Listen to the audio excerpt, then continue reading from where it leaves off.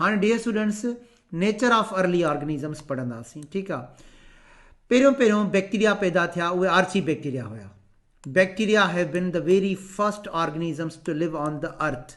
केतिरो वक़्तु अॻु में इहे ज़मीन ते एवोल्यूशन जे नतीजे में आया।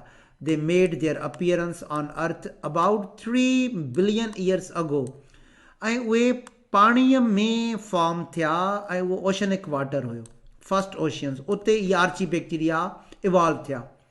Life originated in heated sea water.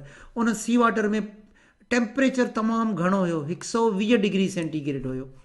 Dear students sea floor में ओपनिंग्स थींदा आहिनि जंहिंखे हाइड्रोथर्मल वेंट्स चइबो आहे ऐं इन हाइड्रोथर्मल वेंट्स मां गर्म पाणी ॿाहिरि निकिरंदो आहे ठीकु आहे। ऐं जीअं त उहो पाणी इंतिहाई गर्म हूंदो आहे त उते टेम्परेचर हो 120 डिग्री सेंटीग्रेड। एट फर्स्ट शुरू में there were only anaerobic bacteria, छो त इन समुंड जे पाणीअ में ऑक्सीजन कोन हुई। ऑक्सीजन बाद में आई आहे जॾहिं फोटोसिंथेसिस स्टार्ट थी, उन वक़्तु फोटोसिंथेटिक ऑर्गेनिज़म कोन हुया। एनारोबिक हेटेरोट्रॉफिक बैक्टीरिया हुया प्राइमोर्डियल माना शुरूआती एटमॉस्फेयर में and it was oxygen free. त शुरूआती जेके बैक्टीरिया हुया उहे एनारोब्स हुया छो त ज़मीन ते ऑक्सीजन कोन हुई।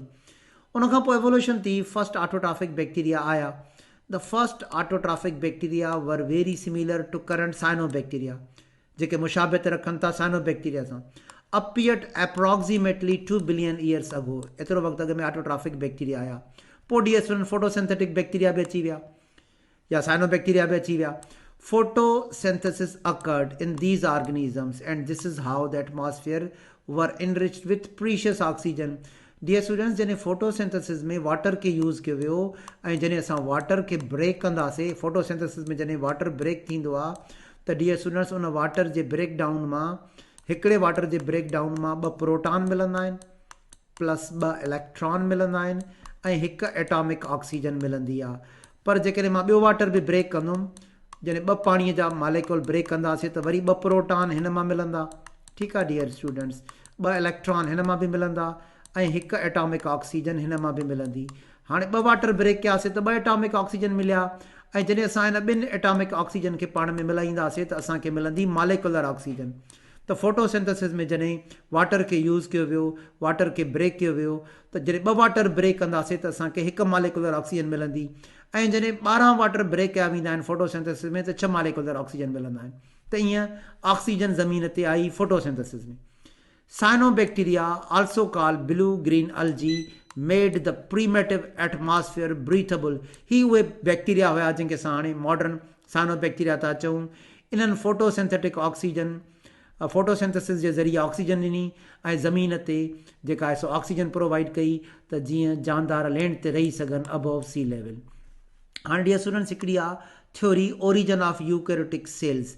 हाणे यूकैरियोटिक सेल्स में तव्हां ॾिसो हिकिड़ो एंशियंट प्रोकैरियोटिक सेल आहे ऐं डियर स्टूडेंट्स हिते जेका डीएनए आहे, डीएनए जे मथां हिकिड़ी मेम्ब्रेन ठही रही आहे इनवेजिनेशन जे नतीजे में। ऐं जॾहिं इहा मेम्ब्रेन हिन जे मथां ठही वई त डीएनए इनक्लोज थी वियो न्यूक्लियर मेम्ब्रेन में। एक्चुअली डियर स्टूडेंट्स हे प्रोकैरियोटिक सेल आहे। ॾिसो हिन जे डीएनए जे मथां काई न्यूक्लियर मेम्ब्रेन न आहे, पर एंडो मेम्ब्रेन सिस्टम मां हिन डीएनए जे मथां न्यूक्लियर मेम्ब्रेन ठही वई ऐं हे प्रोकैरियोटिक सेल चेंज थी वियो यूकैरियोटिक सेल में। प्रोकैरियोटिक सेल उहो सेल आहे जंहिंजे डीएनए जे मथां न्यूक्लियर मेम्ब्रेन न आहे ऐं यूकैरियोटिक सेल उहो सेल आहे जंहिंजे डीएनए जे मथां न्यूक्लियर मेम्ब्रेन आहे। त इहा हिकिड़ी थ्योरी आहे त ईअं प्लाज़्मा मेम्ब्रेन मां इनवेजिनेशन थी, इनवर्ड मेम्ब्रेन ठहिया, इन्हनि मेम्ब्रेन होरियां डीएनए खे सराउंड शुरू कयो ऐं जॾहिं डीएनए जे मथां न्यूक्लियर मेम्ब्रेन अची वई त प्रोकैरियोटिक सेल चेंज थी वियो यूकैरियोटिक सेल में। The first eukaryotic cells probably evolved as a result of invagination, अंदरी तरफ़ बात करण, फोल्डिंग ऑफ आउटर मेम्ब्रेन। त आउटर मेम्ब्रेन फोल्ड थी करे फोल्ड्स थी ठाहे ऐं मथां मेम्ब्रेन थी ठाहे कंहिंजे मथां डीएनए जे मथां। प्रोकैरियोटिक सेल चेंज थी वियो यूकैरियोटिक सेल में। ऐं हिकु ॿी थ्योरी आहे dear students endosymbiosis theory. हीअ थ्योरी ॿुधाए थी त माइटोकॉन्ड्रिया सेल खां ॿाहिरि हुया ऐं माइटोकॉन्ड्रिया बैक्टीरिया हुया।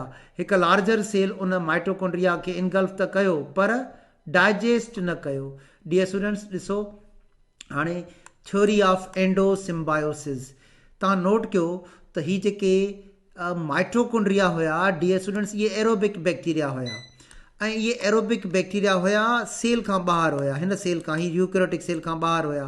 हिन सेल माइटोकॉन्ड्रिया खे पंहिंजे अंदरि इनगल्फ कयो। ॾिसो माइटोकॉन्ड्रिया खे सेल पंहिंजे अंदरि इनगल्फ कयो, पर डियर स्टूडेंट्स डाइजेस्ट न कयो, छो त हिननि एटीपी ठाहिण शुरू कया। सेल खे हिकिड़ो फ्रेंड मिली वियो, एटीपी ठाहिण वारो फ्रेंड, पावर प्लांट मिली वियो, त हिन सेल हुनखे छॾे ॾिनो। ऐं इहा थ्योरी इहो बि ॿुधाए थी त जेके क्लोरोप्लास्ट हुया उहे बि सेल खां ॿाहिरि हुया, उहे फोटोसिंथेटिक बैक्टीरिया हुया। हाणे ॾिसो माइटोकॉन्ड्रिया खे बि इनगल्फ कयो वियो ऐं छॾियो वियो। डियर स्टूडेंट्स क्लोरोप्लास्ट खे बि इनगल्फ कयो वियो, पर हिनखे बि डाइजेस्ट न कयो वियो। सेल खे ॿ फ्रेंड्स मिली विया, हिकिड़ो एटीपी ठाहिण वारो फ्रेंड जंहिंखे तव्हां असां माइटोकॉन्ड्रिया था चऊं, ऐं ॿियो ग्लूकोज ठाहिण वारो फ्रेंड जंहिंखे तव्हां असां क्लोरोप्लास्ट था चऊं। त ईअं सम्झो सेल खे ॿ प्लांट्स मिली विया, हिकिड़ो सोलर प्लांट क्लोरोप्लास्ट ऐं ॿियो पावर प्लांट माइटोकॉन्ड्रिया। त एंडोसिम्बायोसिस थ्योरी जे मुताबिक़ जेके माइटोकॉन्ड्रिया हुया उहे बि सेल खां ॿाहिरि हुया, जेके क्लोरोप्लास्ट हुया उहे बि सेल खां ॿाहिरि हुया। हिकु लार्जर सेल ॿिन्ही खे इनगल्फ त कयो, पर डाइजेस्ट न कयो, छो त माइटोकॉन्ड्रिया बि बेनिफिट ॾिनो ऐं क्लोरोप्लास्ट बि बेनिफिट ॾिनो। ऐं इहा हिकिड़ी सिम्बायोसिस म्यूचुअलिज़म ठही वई सेल जे अंदरि। Endo means inside, symbiosis means mutualism. जॾहिं डियर स्टूडेंट्स म्यूचुअलिज़म सेल जे अंदरि ठहे, इनखे चइबो आहे एंडो सिम्बायोसिस, जेका असां फर्स्ट ईयर में चैप्टर नंबर 4 में बि पढ़ी आया आहियूं। त डियर स्टूडेंट्स अॼु जे लेक्चर में असां डिस्कस कयोसीं हिकु एंडो सिम्बायोसिस थ्योरी, ऐं ॿियो कीअं प्रोकैरियोटिक सेल यूकैरियोटिक सेल में चेंज थिया इन्वेजिनेशन ऑफ मेम्ब्रेन जे ज़रिए। ऐं उनखां अलावा असां हिन लेक्चर में डिस्कस कयोसीं नेचर ऑफ अर्ली ऑर्गेनिज़म, ॿ थ्योरीज़ डिस्कस कयूंसीं, स्पेशल क्रिएशन ऐं ऑर्गेनिक एवोल्यूशन, ऐं कुझु असां हिन में एवोल्यूशन जो इंट्रोडक्शन बि कयोसीं। Thank you dear students.